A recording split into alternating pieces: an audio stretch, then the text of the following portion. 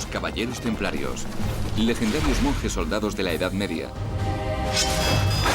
guerreros de Dios, hombres santos y endiablados luchadores, con voto de pobreza, pero más ricos que los reyes.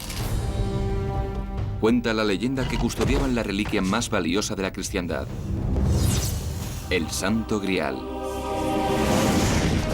Tesoro este tan preciado que les concedía un poder sin igual. Pese a esta condición, los templarios son destruidos y su fortuna desaparece. ¿Quiénes eran los caballeros templarios? ¿Y se puede revelar hoy en día el auténtico secreto de su poder?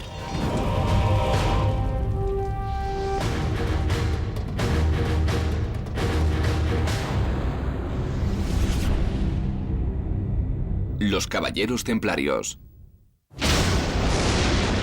18 de marzo, año 1314 después de Cristo. Uno de los hombres más poderosos de Europa, Jacques de Molay, está a punto de ser ejecutado. Los cargos que se le imputan: culto al diablo, sodomía y chantaje económico. De Molay es uno de los 69 hombres quemados vivos por orden del rey Felipe IV de Francia. Los condenados pertenecen a una de las hermandades más misteriosas de la historia: los Caballeros Templarios. En la Edad Media, estos guerreros son temidos, ricos y poderosos.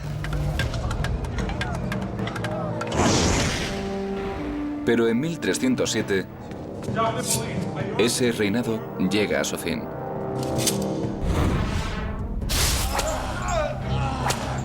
Los templarios son acusados de herejía.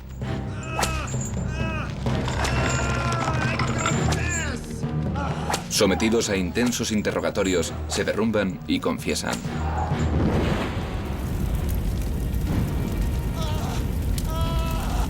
De la noche a la mañana, 2 siglos de riqueza y poder se esfuman sin dejar rastro. Los caballeros templarios desaparecen de la historia, pero dejan un fascinante misterio tras de sí. Los templarios se hacían llamar los Caballeros Pobres de Cristo. Sin embargo, se convirtieron en una de las órdenes más ricas de Europa. Se dice que la fuente de su riqueza es una antigua reliquia descubierta bajo las ruinas del vetusto templo judío de Jerusalén.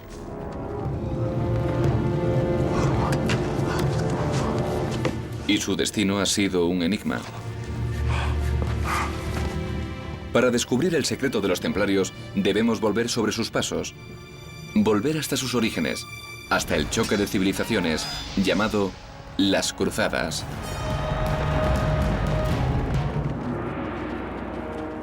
Año 1096 después de Cristo.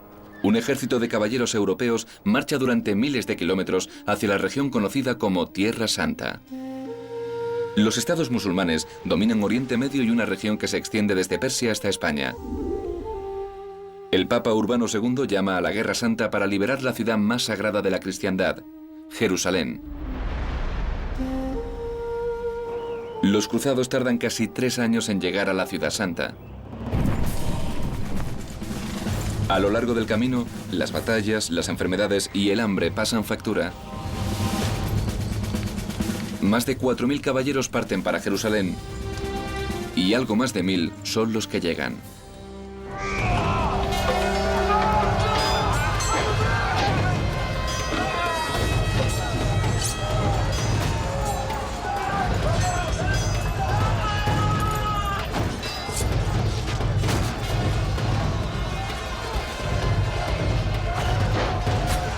Julio de 1099.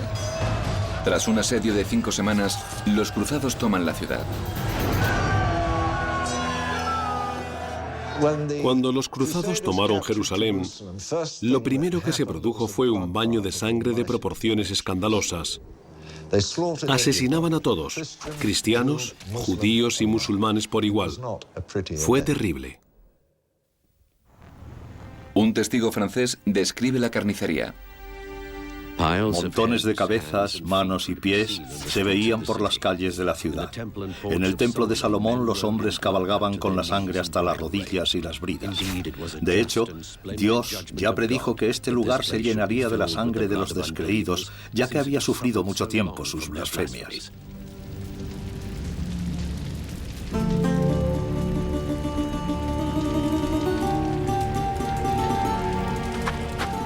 Los cruzados eligen a los gobernadores del nuevo reino de Jerusalén de entre sus propias filas.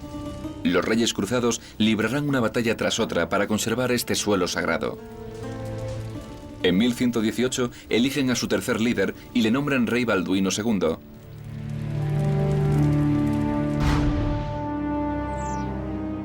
El rey Balduino recibe una oferta de ayuda de un caballero cruzado, Mi señor, el noble francés Hugo de Payen. Levanta. he tenido una visión magnífica, mi señor. Hugo de Payen sugirió y propuso la idea de un contingente de monjes guerreros cuya responsabilidad sería proteger la Tierra Santa, salvaguardar el paso de los peregrinos que se dirigían de Europa a la Tierra Santa y defender la ciudad santa de Jerusalén. Al rey Balduino le gusta la idea y nace la Orden del Temple.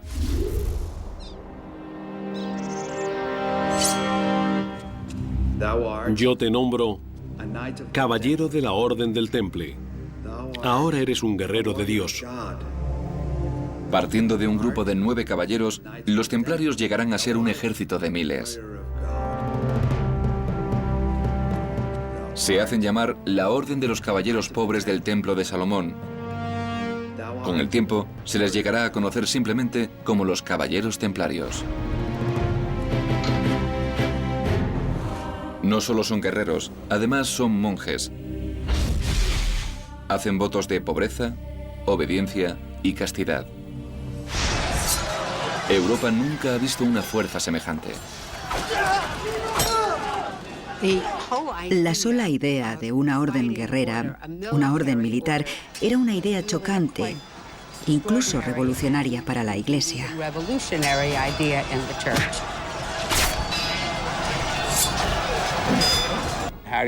¿Cómo se combinan esas dos cosas? ¿Se reza mientras se empuña un arma? La respuesta es sí. Eso hacían. Veían su llamada como una llamada divina. Los caballeros templarios decidieron que crearían lo que hoy podríamos considerar las Fuerzas Especiales de Cristo. Como monjes medievales, los templarios rezan 7 veces al día. Pero lo que hace diferentes a estos monjes es que se preparan para luchar.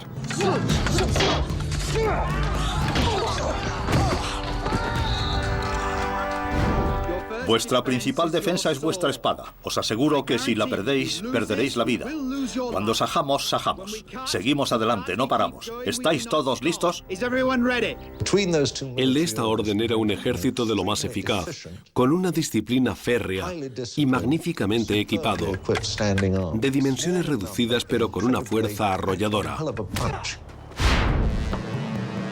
Los templarios aplastan a los musulmanes en el asedio de Ascalón en 1153, la batalla de Montgisar en 1177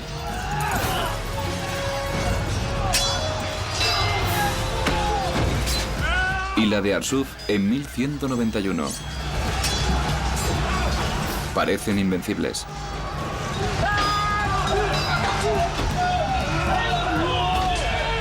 Los templarios luchan siguiendo normas estrictas. Tienen prohibida la retirada a menos que se les ordene. Y solo si se encuentran en inferioridad numérica de más de 3-1. Los templarios eran distintos de otras secciones de los ejércitos cruzados. Se sabía que nunca rompían filas, nunca huían, nunca desertaban. La cruz roja de los templarios representa el martirio. La muerte en combate es gloriosa. La maniobra táctica clave es la carga en escuadrón. Un pequeño grupo de caballeros ataca de frente en forma de cuña muy apretada. Su objetivo, romper la línea del enemigo y dispersarlo a izquierda y a derecha. La carga es temeraria, aterradora, colosal.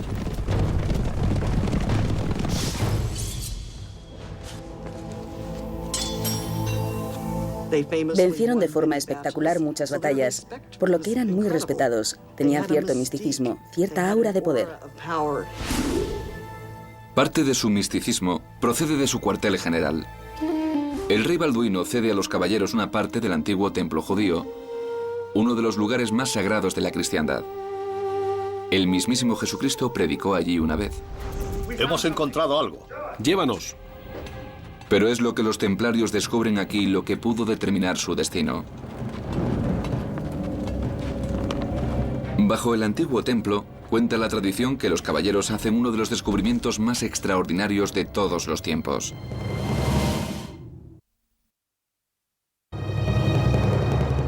Nueve siglos atrás, en uno de los lugares más sagrados de la Tierra, da comienzo una de las excavaciones arqueológicas más primitivas. Es el emplazamiento del viejo templo judío en Jerusalén. Durante la Primera Cruzada, se convierte en el cuartel general de los caballeros templarios. El templo fue construido por el rey Salomón en el siglo X a.C. 4 siglos más tarde, los babilonios lo destruyeron y los judíos lo reconstruyeron. El templo alojó una vez la sagrada Arca de la Alianza. En una cámara secreta, la más santa entre las santas. Se dice que el mismísimo Dios vivió aquí. Año 70 después de Cristo, la guerra destruye la casa de Dios. Un ejército romano aplasta una rebelión judía. Los romanos queman la ciudad y derriban el templo. En la época de las cruzadas, los musulmanes construyeron una mezquita sobre las ruinas del templo judío, que sigue en pie hoy en día, la Cúpula de la Roca. Un pequeño grupo de monjes guerreros ocupa parte de una de las propiedades más santas de la ciudad más santa de la tierra. Se alojaban en el complejo del templo en Jerusalén.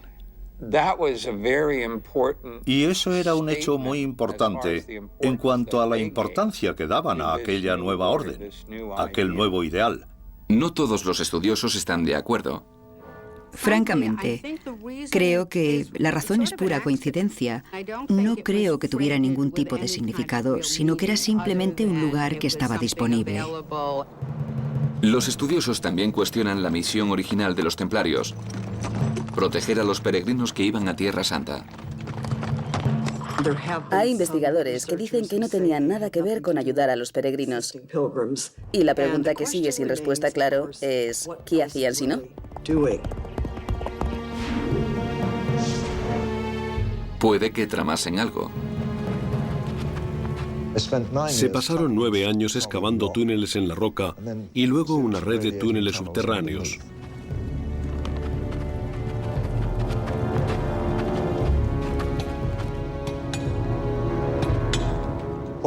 Lo que descubrieron allí debajo ha sido motivo de especulación desde entonces. Según una teoría, los templarios descubrieron el mapa de un tesoro. El mapa es en realidad un pergamino grabado en cobre que detalla el lugar exacto donde están escondidos los tesoros del templo judío.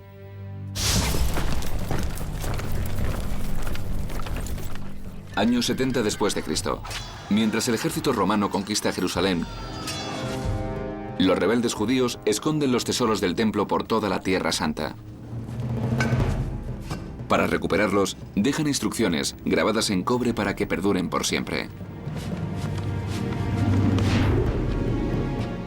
Durante siglos, la mera existencia del pergamino es un misterio. Ya en 1947, un pastor beduino que buscaba una oveja perdida hace un increíble hallazgo: pergaminos antiguos, de hace casi 2000 años, uno de los textos judíos más antiguos jamás encontrados. Los pergaminos del Mar Muerto. Cuando fueron descubiertos los pergaminos del Mar Muerto, entre ellos había uno llamado el pergamino de cobre, y listaba una serie de sitios por toda la zona que ahora llamamos Tierra Santa, donde se habían escondido los tesoros de los templarios para salvaguardarlos antes de que los romanos destruyeran el templo. En los años 50, un arqueólogo inglés sigue las pistas grabadas en el pergamino de cobre. No encuentra ningún tesoro judío, pero descubre que una expedición anterior ha descubierto algo igual de fascinante. Sospecha que alguien pueda habérsele adelantado. Espuelas medievales, fragmentos de espadas y una cruz templaria. Objetos relacionados con los caballeros templarios.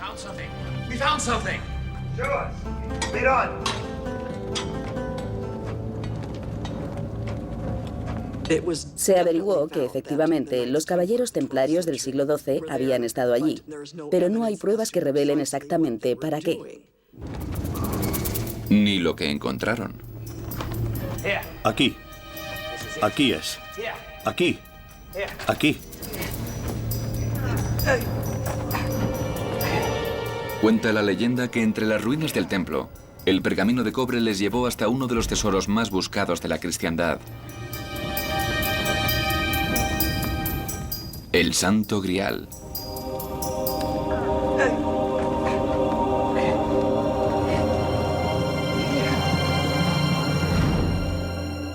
En la Edad Media, el Grial es objeto de innumerables cuentos, leyendas y canciones.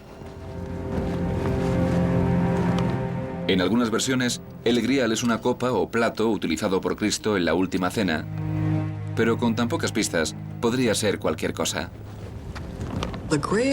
El Grial es un concepto medieval. En estos relatos tiene muchas formas distintas. Puede que buscaran una copa. Otros creen que era una piedra especial caída del cielo. Otro relato relaciona el Grial con la muerte de Jesucristo. La lanza romana que le perforó el costado a Cristo.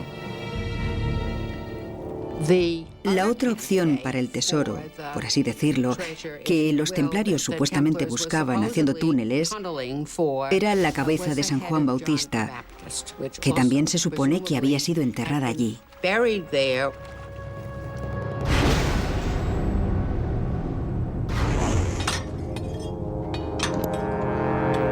La teoría más polémica sugiere que el tesoro que encontraron los templarios pudo ser un conjunto de datos de los descendientes de Cristo.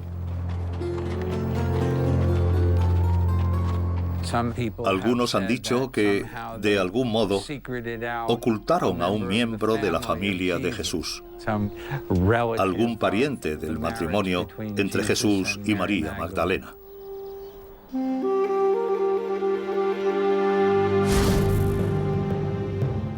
Según esta teoría, las palabras que en latín significan Santo Grial, sangreal, son en realidad una traducción errónea de dos palabras distintas, sang real o sangre real.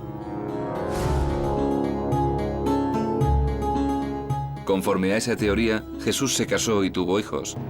Y esos vástagos eran el secreto del Grial. En todas partes, por supuesto, hay teorías de conspiración que rodean al Grial y que rodean también a Cristo, la historia de que Jesús y María Magdalena se casaron.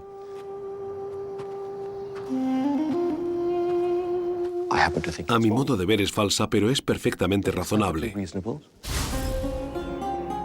Pero la teoría de la sangre real tiene más sentido que la de que una reliquia fuera la fuente del poder templario. Demostrar que Jesús se había casado y había tenido hijos haría temblar las bases del cristianismo y amenazaría toda la estructura del poder en la Europa medieval.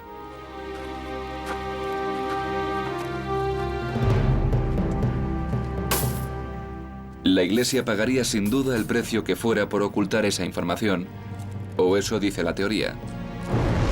Nadie sabe lo que pudieron hallar los templarios, pero hay pocas dudas de lo que ocurrió después.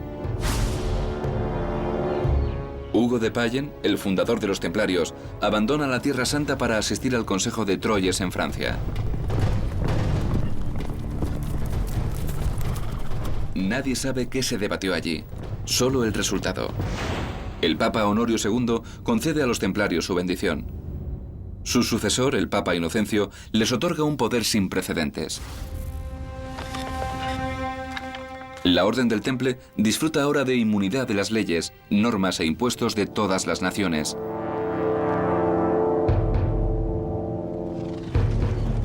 Los templarios se convierten en una fuerza en sí mismos.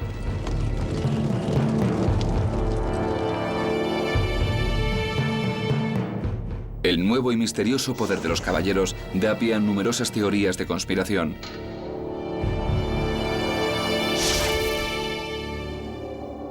Libros como el Código da Vinci sugieren que los templarios chantajeaban al Vaticano, exigiendo privilegios especiales a cambio de ocultar la descendencia de Jesús. Pero la mayoría de los estudiosos simplemente atribuye su éxito repentino a sus relaciones con Dios. Las pruebas de su influencia económica aún se ven hoy en día.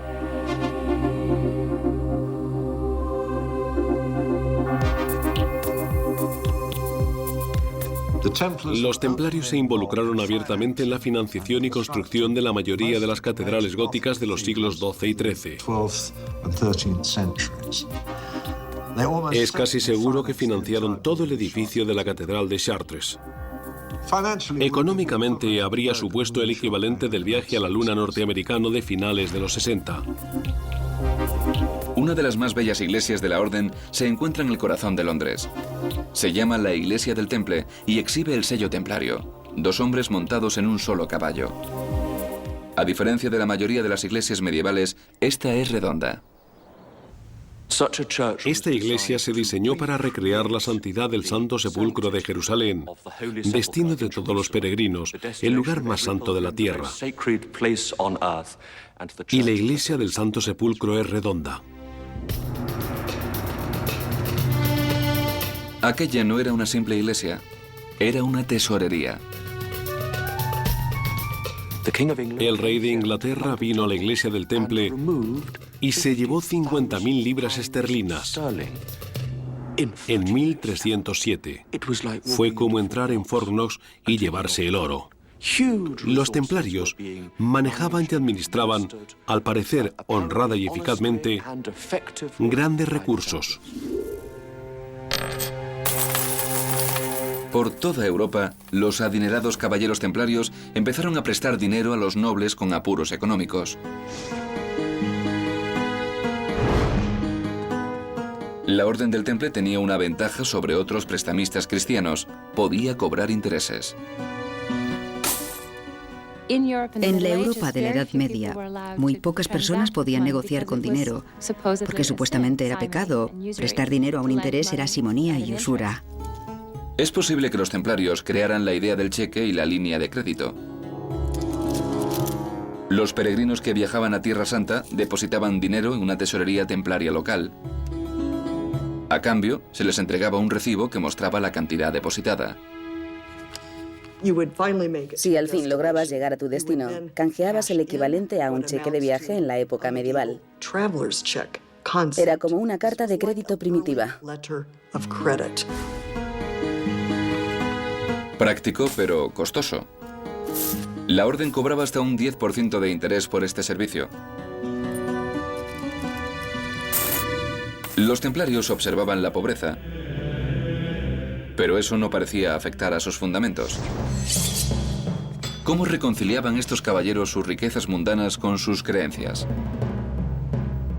Cada caballero hacía voto de pobreza, por lo que no poseía nada propio. Individualmente no eran ricos, pero a la orden se les permitía poseer ese dinero para gestionar sus propios negocios. A finales del año 1200, los caballeros templarios son una de las órdenes más ricas y poderosas de Europa.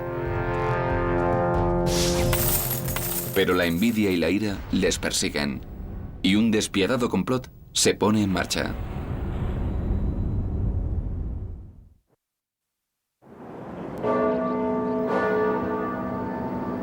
Los caballeros templarios son una de las órdenes más poderosas de Europa,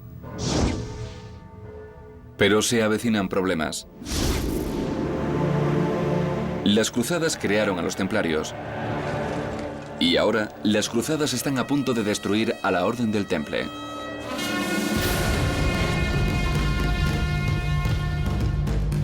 Los ejércitos musulmanes convergen en Tierra Santa.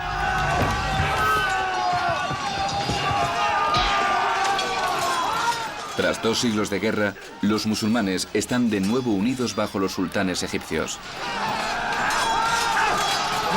El apoyo a las cruzadas mengua en Europa. Las cruzadas, pasado un tiempo, se hicieron demasiado costosas, tanto en vidas como en recursos, para Europa. Y cada vez era más dudoso que pudieran funcionar a largo plazo.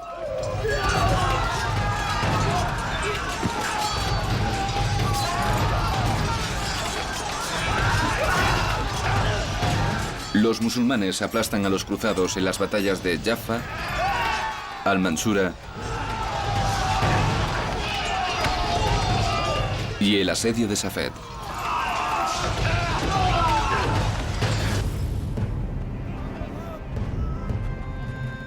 En el año 1290, a los templarios solo les queda un castillo en Tierra Santa. En el asedio de Acre también lo pierden.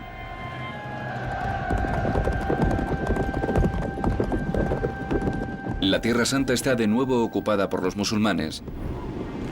Los templarios se retiran a la isla de Chipre. Tras la caída de Acre en 1291, hay una desilusión general con la idea de las cruzadas.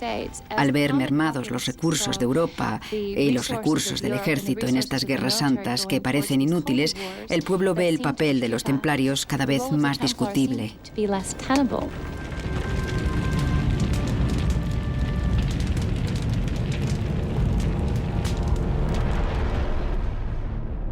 El destino de la orden recae en un nuevo maestre, el noble francés Jacques de Molay.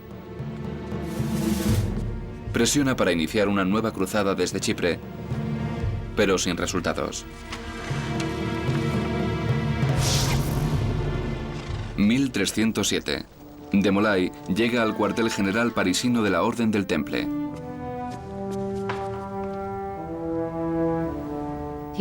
El Papa Clemente V le pidió que fuera a Francia para reevaluar sus finanzas y para hablar de futuras empresas. Y dio la casualidad de que apareció en Francia cuando Felipe IV, Felipe el Hermoso, estaba pasando por un pésimo momento económico. A Felipe se le conoce como el Hermoso por su belleza, pero acumulaba deudas descomunales. Sus guerras contra Inglaterra han empeñado a Francia. Su mayor acreedora no es otra que la Orden del Temple. Y Felipe decide acabar con sus deudas de un solo golpe. Sí, mi señor. Detiene a los templarios y se hace con su dinero. enciérralos en las mazmorras. El rey se inventó un montón de cargos y acusó a los templarios de las formas más viles de herejía conocidas por la mente medieval. Viernes 13 de octubre de 1307. Algunos creen que la superstición moderna del Viernes 13 viene de esta fecha. En solo un día, Jacques de Molay y cientos de templarios franceses son acorralados. Jacques de Molay, por orden del rey quedáis arrestado. ¿De qué se me acusa? De herejía. Los arrestos conmocionan a Europa. Hoy en día sería como despertarse una mañana, poner la tele o comprar el periódico y enterarse de que todos los ejecutivos de todos los bancos o empresas han sido de repente detenidos al amanecer. Esa fue la magnitud que tuvo. La investigación de los acusados empieza de la forma habitual.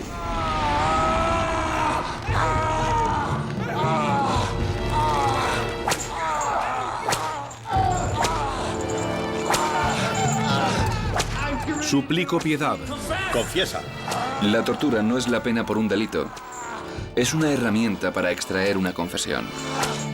La forma de tortura más común era el potro. Un potro consistía en un armazón de madera con una cuerda atada a un torno, y la idea era dislocar las muñecas y los tobillos. Solo en París son torturados unos 100 templarios. Entre ellos, su gran maestre, Jacques de Molay.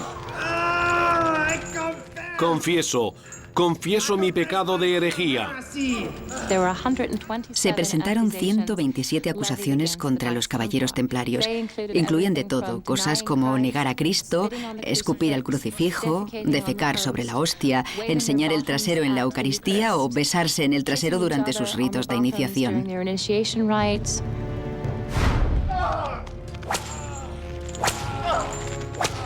Cientos de templarios confiesan, incluido el gran maestre. Pero las confesiones van más allá de los cargos originales y pasan de lo extraño a lo ridículo.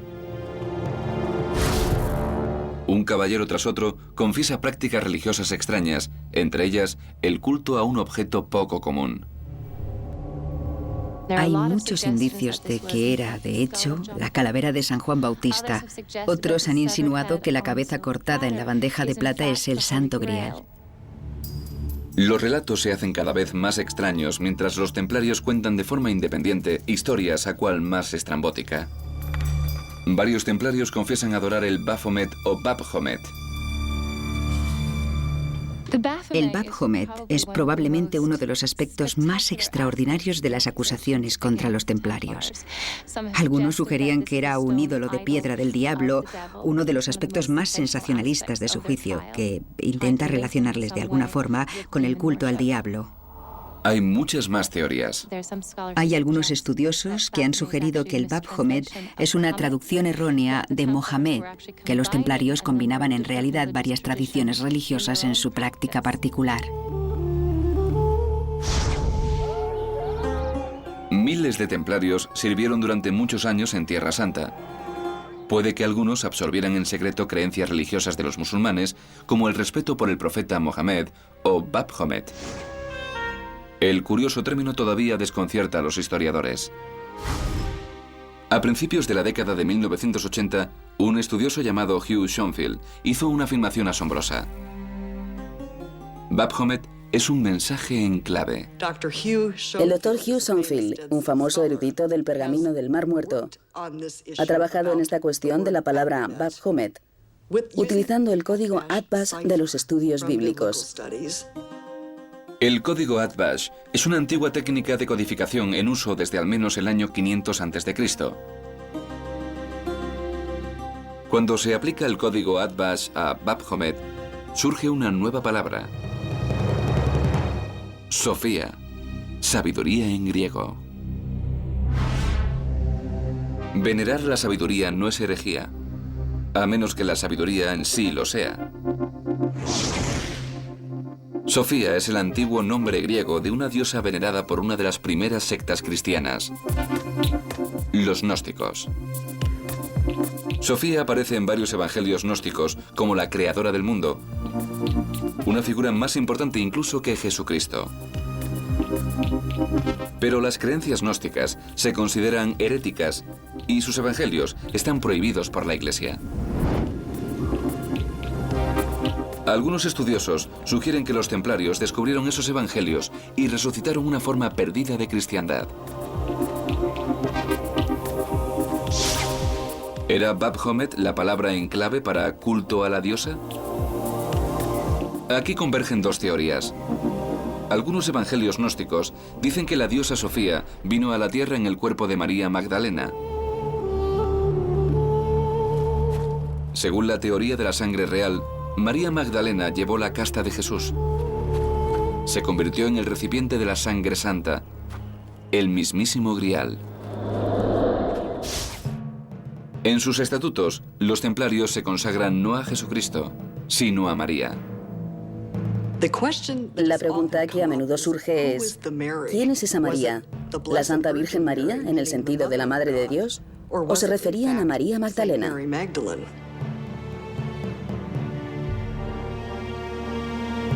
Si los templarios veneraban a María Magdalena equiparándola a Cristo, ese es uno de los peores tipos de herejía. La pregunta sigue en el aire. Los estatutos de la Orden del Temple consagran a María, pero no dicen a cuál, o si era venerada como una diosa. Hay preguntas sin respuesta, sí, pero todavía no hay ninguna prueba documentada de que los caballeros templarios veneraran a María Magdalena. No existe.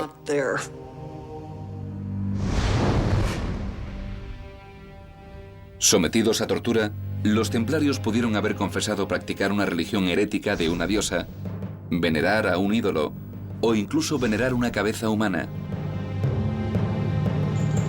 Lo más probable es que los templarios fueran los chivos expiatorios inocentes de un rey que decidió liquidar sus deudas. El rey Felipe exige que los herejes se enfrenten a la justicia. Tengo aquí numerosos testimonios de testigos oculares de actos de herejía con nombres y actos. El Papa accede a regañadientes. En 1314 la Orden del Temple se disuelve de forma oficial.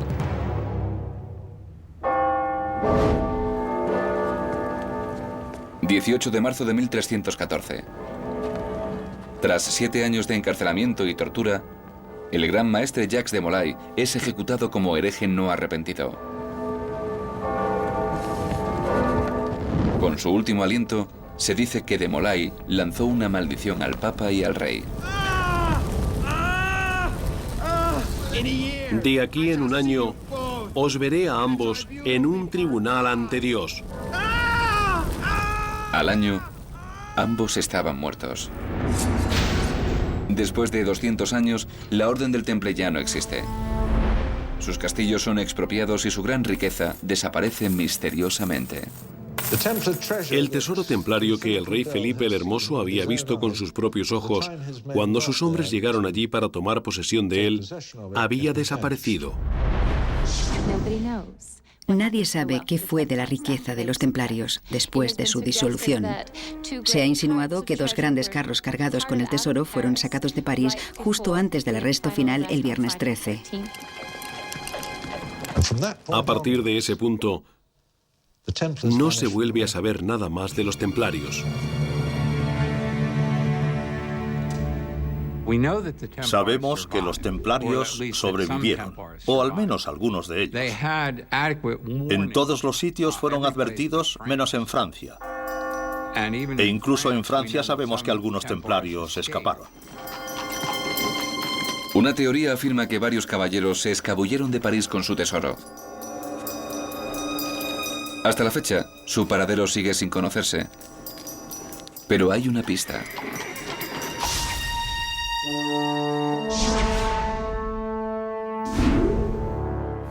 Esta es la capilla de Roslin, cerca de Edimburgo, en Escocia. En el thriller El Código da Vinci, la capilla se presenta como una de las pistas clave para hallar el escondite del Santo Grial. Una iglesia medieval y un tesoro perdido pueden ser relacionados por un hombre. La capilla de Rosslyn es un edificio magnífico. La construyó William Sinclair en 1446. Sir William Sinclair es una figura enigmática. Aunque construyó la capilla casi 150 años después de que los templarios fueran disueltos oficialmente, tiene una gran cantidad de simbolismo templario. 2 jinetes en un solo caballo es un símbolo de los templarios. Aparece en Roslin como el sello de la orden, el Cordero de Dios sosteniendo una cruz.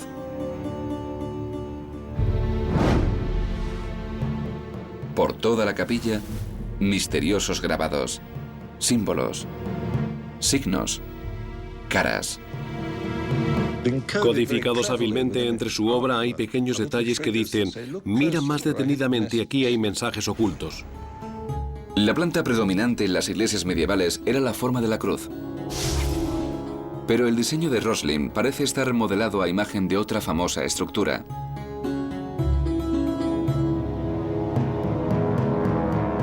El trazado de la capilla y su arquitectura dan una pista de su inspiración. Con 14 pilares, incluyendo 2 majestuosas columnas en la parte delantera, se asemeja al antiguo templo judío descrito en la Biblia.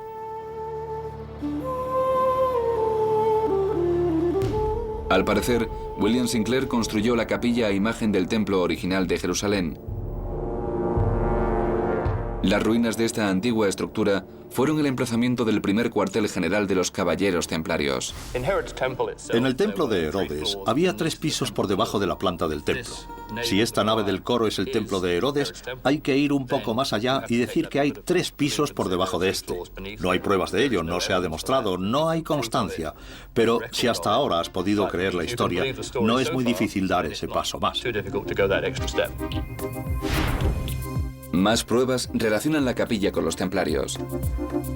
Hay quien ha insinuado que podría haber cámaras selladas o criptas bajo la capilla de Roslin. Podrían ocultar uno de los grandes misterios del mundo: el tesoro de los templarios, el Santo Grial, o quizá nada en absoluto. Se ha especulado con todo, desde la cabeza momificada de Cristo hasta el Arca de la Alianza, pasando por los pergaminos del Templo de Jerusalén. Pero todavía no ha surgido ninguna prueba concreta y creíble que demuestre nada así. Y las excavaciones no han terminado. Pero la excavación exploratoria se ha detenido por miedo a un posible derrumbe de la capilla. Las cámaras podrían ser simplemente tumbas o podrían albergar un tesoro oculto. La capilla podría ser simplemente una iglesia excéntrica o una réplica del Templo de Jerusalén. Roslin sigue siendo un misterio sin resolver, como gran parte del legado de los templarios. Sin embargo, las pruebas sugieren que alguien lo sabe. Una misteriosa orden internacional con sus propios secretos.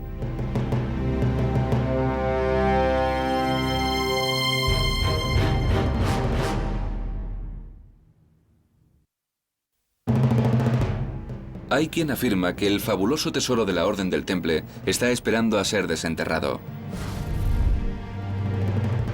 Los escépticos opinan que la suerte no existe.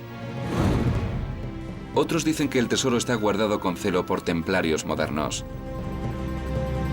Los caballeros templarios siempre han existido. Es fácil darse cuenta de que nunca dejaron de existir, solo que pasaron a la clandestinidad. Algunos creen que han perdurado durante siglos en una hermandad tan poderosa como su secreto. Las pistas de su identidad están a la vista de todos, en la capilla de Roslin. En la capilla que tengo a mis espaldas hay tallas en los pedestales de las estatuas y las posiciones de las manos son muy significativas. La mano en el pecho o la disposición de los pies, las manos en las rodillas. Todos símbolos de los masones, una de las hermandades más grandes y antiguas del mundo. 14 presidentes norteamericanos han sido masones. Muchos de los padres fundadores, incluido George Washington, eran masones. Los masones mantienen sus rituales en secreto, pero a lo largo de los años se han filtrado ilustraciones y descripciones. Muestran una curiosa semejanza con los caballeros templarios. El lugar donde esa relación se ve con mayor claridad es en los muros de la capilla de Roslin. Una figura que viste la cruz distintiva de un templario sujeta una cuerda atada alrededor del cuello de un hombre con los ojos vendados. Casi idéntica al ritual de iniciación de los masones. Hay más similitudes.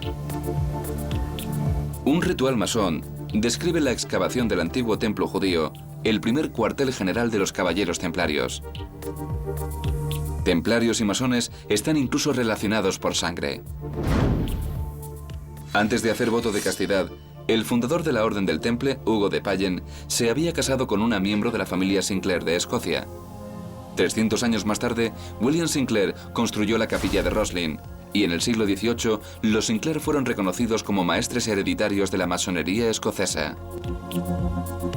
Algunas agrupaciones de masones utilizan palabras y símbolos templarios en clave. Uno de los rangos más altos en la jerarquía masónica es caballero templario. La agrupación masónica juvenil se llama de Molay, el nombre del último gran maestre de los caballeros templarios. Puede que los masones sean templarios modernos, o puede que todo sea coincidencia. Hay gente que basa las actividades espirituales, sociales y estructurales de sus grupos en estos ideales templarios.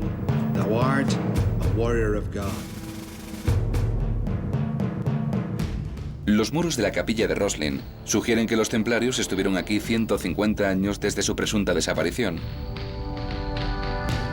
Los mismos muros sugieren que los masones estuvieron aquí 250 años antes de su fundación oficial. La leyenda cuenta que los misteriosos grabados de Roslin ocultan un gran secreto. La clave del famoso tesoro de los templarios, el Santo Grial. Creo que Roslin es un enigma. Creo que lo más probable es que se diseñara para ser un enigma.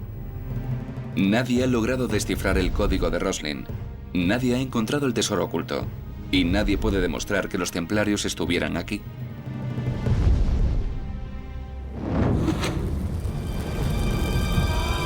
«700 años después de su desaparición, la Orden del Temple sigue siendo un misterio. Sus secretos siguen ocultos, sus códigos sin descifrar. Hay quienes dicen que no hay nada que encontrar. No se ha encontrado ningún gran secreto en el monte del templo. No se ha legado ningún gran secreto a los masones. Los templarios eran monjes que eran caballeros, pero ahí termina su misterio. Lo que sabemos es que los caballeros templarios eran los guerreros más santos de la cristiandad. Sin embargo, fueron castigados por herejía. Fueron empresarios perspicaces e innovadores, pero sus métodos les valieron poderosos enemigos. Fueron inmensamente ricos, pero su fortuna desapareció con ellos. Se rumoreaba que poseían un secreto explosivo. Y hay toda una industria casera de teorizadores de conspiraciones y novelas de éxito que cuestiona si ese secreto sigue oculto hoy en día. La respuesta es que simplemente no lo sabemos. Te digan lo que te digan, sencillamente no lo sabemos. Siempre va a existir el secreto de los templarios, porque se sabe muy poco de su destino, y mientras ese pasado siga rodeado de misterio, siempre habrá secretos que descubrir. Los caballeros templarios tenían un secreto. Hasta ahí sabemos, pero ¿seguiría siendo tan impactante hoy en día?